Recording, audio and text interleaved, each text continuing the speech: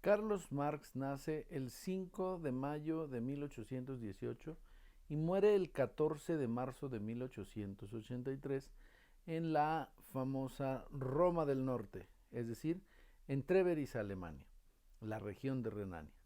Fue, como sabemos, un gran filósofo, economista y luchador incansable a favor de los intereses de los trabajadores del mundo.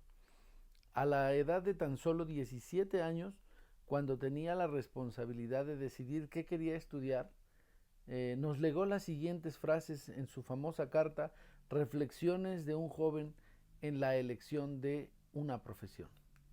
Dice así: si uno solo trabaja para sí mismo, quizá puede volverse un famoso del aprendizaje, un gran sabio, un poeta excelente, pero nunca puede ser perfecto, verdaderamente grande.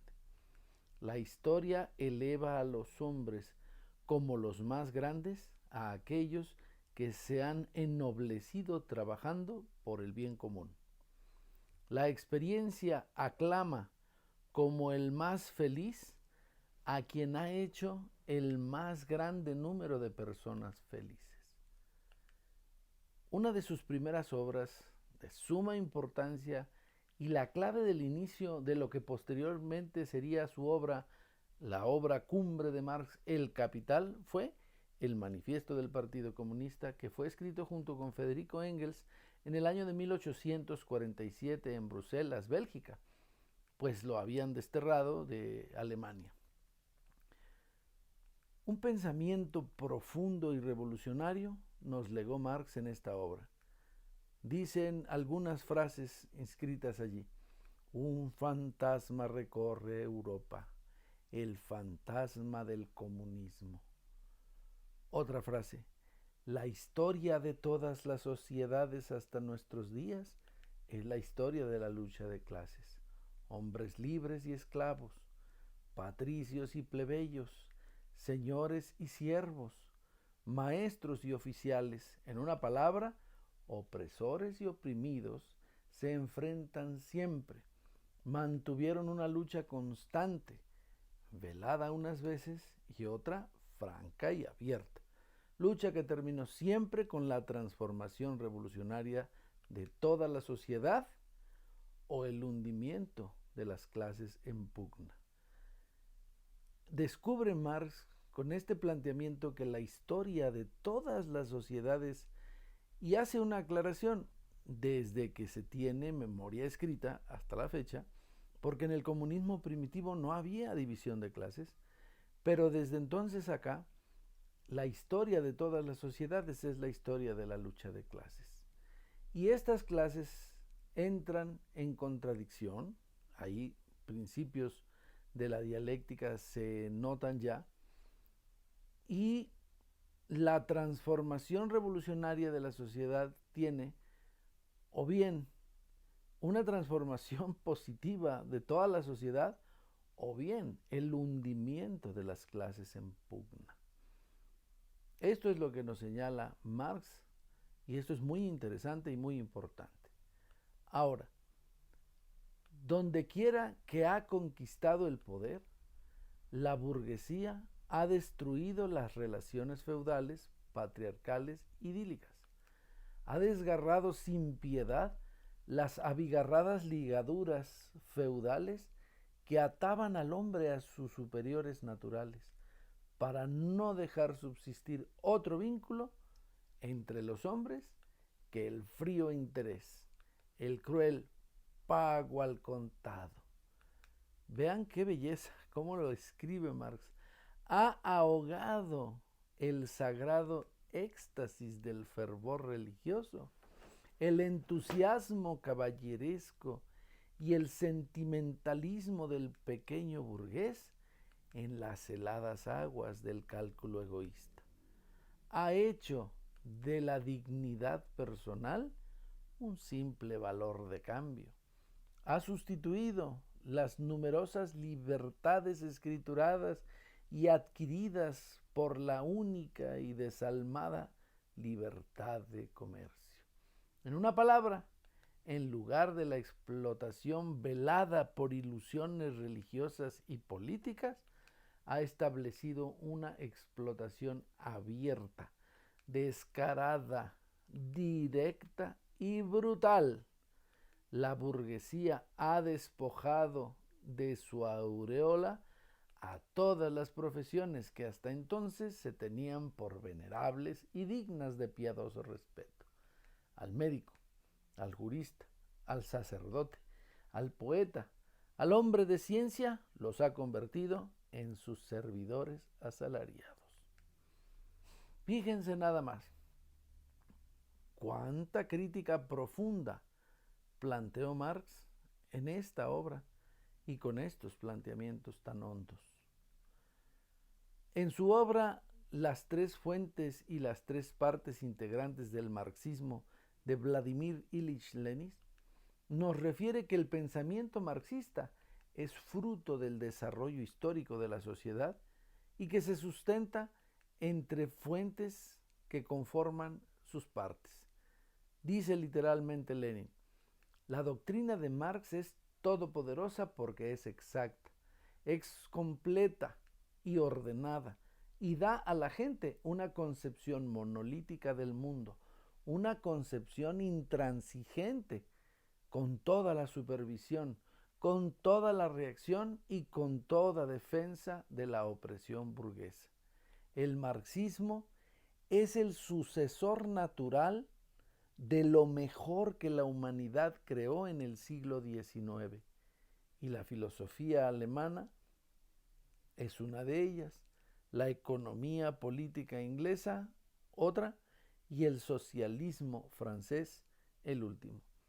Tres fuentes forman la obra de Marx, que son la filosofía alemana, la economía política inglesa y el socialismo. ¿Y cuáles son las partes? La dialéctica materialista, la economía política y finalmente el socialismo y el comunismo científicos. Esos son los planteamientos que hace Lenin. Ahora, su obra cumbre, la de Marx, fue El Capital, en el cual podemos encontrar una síntesis profunda de sus pensamientos y, por supuesto, una aplicación clara de su filosofía. El Capital es un ejemplo de uso del materialismo dialéctico e histórico y una crítica demoledora al sistema capitalista, pues demuestra, con base en los principios dialécticos, que el capitalismo no es eterno, que quienes tienen en sus manos la tarea y la capacidad de cambiar las cosas para construir una sociedad más justa y mejor es justamente la clase trabajadora, que es la que produce directamente la riqueza y es la que más sufre, tanto al producirla por las extenuantes jornadas laborales como por fuera de la fábrica, dado el exiguo salario que apenas le alcanza para comer y sobrevivir. Esta obra y el pensamiento de Marx son vigentes y lo mostramos con las siguientes frases, planteamientos e ideas que son de una actualidad sorprendente. Número 1.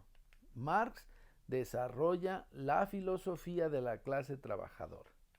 Como camaradas de lucha y de trabajo, Marx junto con Engels desarrollan el materialismo dialéctico, que según dice Lenin, es la doctrina del desarrollo en su forma más completa, más profunda y más exenta de unilateralidad, la doctrina de la relatividad del conocimiento humano, que nos da un reflejo de la materia en constante desarrollo, dice Lenin. Número 2. Descubre la ley general de la acumulación capitalista. ¿Qué significa?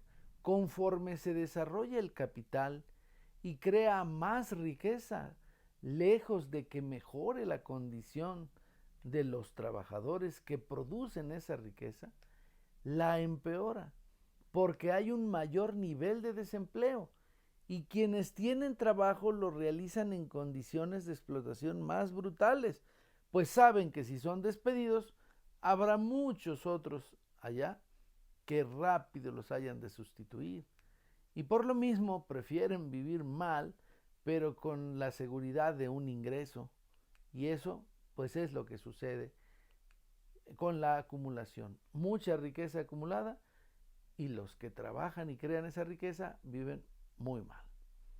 Demostró la llamada acumulación originaria del capital. Los campesinos son despojados de sus tierras por la fuerza para convertirlas en grandes praderas para pastar animales o en grandes explotaciones agrícolas. Se requería, por ejemplo, una gran cantidad de lana y pues había que hacer pastar ovejas, o una gran cantidad de trigo para hacer pan. Los campesinos desplazados por la fuerza se ven obligados a vender su fuerza de trabajo en las ciudades. ¿A quién? A los patronos. Entonces, dice Marx literalmente en el capítulo relativo a la acumulación originaria del capital, que el capital chorrea sangre y lodo desde su nacimiento. Número 4. Descubrió la plusvalía. Y esto es muy importante porque no lo había podido resolver la economía clásica. Dice Marx que el trabajador no vende su trabajo al patrón, porque ni siquiera ha trabajado cuando se pone de acuerdo con él en torno al salario. Entonces, ¿qué es lo que vende? Lo que vende es, dice Marx, y este es el concepto progresista en la teoría económica, su fuerza de trabajo. Es decir, su capacidad para trabajar. No vende su trabajo. La mercancía es fuerza de trabajo. Sin embargo, a diferencia de las demás mercancías, la fuerza de trabajo tiene la capacidad de que una vez que la pones a trabajar, produce más valor de lo que ella misma cuesta. Y por lo tanto, al trabajar crea más riqueza de la que recibe. Por lo tanto, al trabajo realizado por el trabajador, pero no remunerado por el patrón, es a lo que Marx le llamó la plusvalía. Y una vez que existe esta plusvalía y se manifiesta en el producto, cuando este producto se vende, esa es la fuente de la ganancia de los patrones. En otras palabras, si hay, por decirlo de alguna manera, riqueza, ello se debe a que la fuerza de trabajo tiene la capacidad de crear más valor de lo que ella misma cuesta a la hora de trabajar. 5. Demostró que la jornada laboral se puede dividir en dos partes. Claro, a la primera le llamó trabajo necesario y representa aquel en el que los trabajadores generan un valor equivalente a su salario, que es lo justo para reponer su fuerza de trabajo. Y el otro es el trabajo excedente, en el que los trabajadores generan la plusvalía, la cual se traduce, como hemos dicho, en la ganancia de los capitalistas. Número 6. Descubrió la contradicción fundamental del capitalismo. Es decir, que la producción, como todos sabemos, tiene un carácter eminentemente social. Los obreros son los que producen en las fábricas los coches, la ropa, los lentes, todo. Y entonces tiene un carácter social.